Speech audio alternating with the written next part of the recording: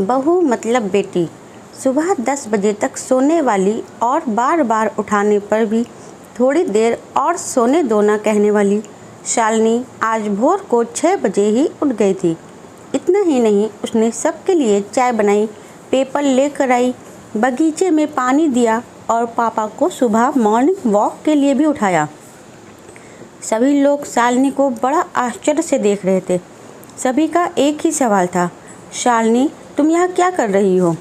शालिनी ने धीरे से जवाब दिया, 3 महीने हो गए हैं मेरी शादी तय हुए।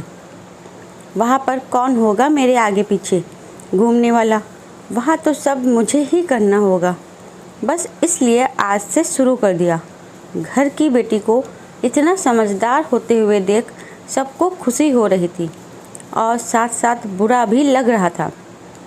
बुरा लगने जैसी बात भी थी, क्योंकि अब वह हमेशा के लिए उनको छोड़कर उसके ससुराल जाने वाली थी।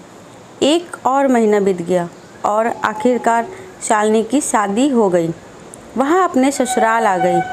सुबह समय पर जाग पाएगी या नहीं, इसी विचार में वह रात भर सो ही नहीं पाई। सुबह होते ही उसने नहाया और पूजा की और खाना बनाने की तैयारी करने लगी। वह सोचने लगी कि आज खाने में क्या बनाया जाए जो बड़े और बच्चों दोनों को पसंद आए। तभी पीछे से एक मीठी आवाज़ आई। शालिनी ने पीछे मुड़कर देखा तो उसकी सासू माँ थी। अरे बेटा, इतनी जल्दी क्यों उठ गई?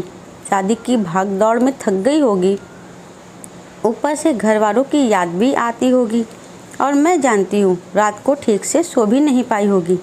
ऐसे तो तुम्हारी तबीयत खराब हो जाएगी। शालिनी मन ही मन सोचने लगी, मेरी सासू माँ तो बिल्कुल वैसी नहीं है जैसी मैं सोच रही थी। मैं तो डर के मारे कितने दिनों से सुबह जल्दी उठने का प्रयास कर रही थी। यहाँ तो परिस्थिति बिल्कुल अलग है। शालिनी ने कुछ काम खत्म ही किया था, तभी सासू माँ की आवाज़ आई, बेटा इधर आओ, देखो तो सही मैं क्या बना रही हूँ। मटर पनीर, पराठा और गाजर का हलवा। अरे वाह, यह तो सभी मेरी फेवरेट डिश है। शालिनी बोली। उसे तो कुछ समझ में नहीं आ रहा था। उसे लग रहा था जैसे यह सब सपना है। शालिनी को एहसास हुआ कि यह सपना नहीं, सच है। सासू माँ ने कुछ कहा, शालिनी सुन नहीं पाई। वो थोड़ी डर गई। उसे डरा हुआ देखकर सासू माँ ने कहा, शालिनी ज़रा इधर तो आओ, यहाँ तो बैठो, मेरी बात ध्यान से सुनो और समझो। शादी मतलब लड़की की परीक्षा नहीं होती है। तुम्हारी शादी सिर्फ मेरे लड़के से नहीं हुई है। जितनी जिम्मेदारी उसकी तुम्हें खुश रखने की है, उतनी ही हम सब की भी। हमने तुम्हें घर सिर्फ काम करने के लिए नहीं लाया है। तुम्हें क्या आता है या तुम हमारे लिए क्या कर सकती हो, यह सब देखने के लिए तो बिल्कुल नहीं। और हम तुम्हारी आज़ादी भी तुमसे नहीं छीनेंगे। अगर अपनी बात करूं तो मुझे सिर्फ एक अच्छी फ्रेंड चाहिए थी।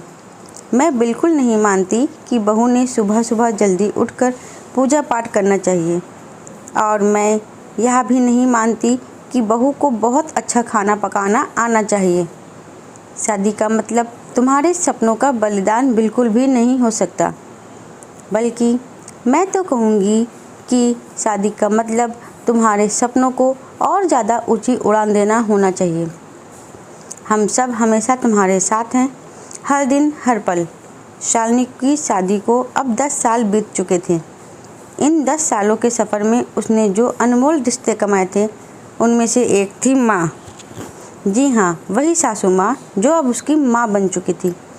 शालिनी ने अपने जीवन में काफ़ी उतार चढ़ाव देखे थे, लेकिन उसके मन में यह एक सोच बहुत पक्की बैठ चुकी थी कि जब भी उसके लड़के की शादी होगी और वह घर में बहू लाएगा, तो वह भी अपने सासू माँ की तरह ही अपनी बहू के साथ व्यवहार करेगी।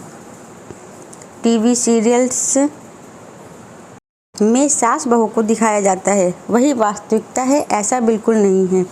समय के साथ लोग बदलते हैं, लोगों के विचार बदलते हैं। कुछ गलत लोग ज़रूर जीवन में आते हैं, लेकिन सभी गलत हो ऐसा ज़रूरी नहीं।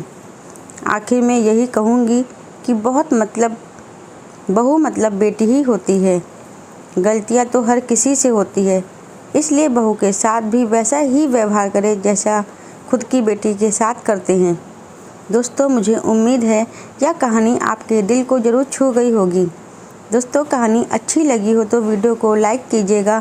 चैनल पर नए हो तो चैनल को सब्सक्राइब करना मत भूलिएगा। मिलते हैं अपनी अगली कहानी में, तब तक के लिए राधे राधे।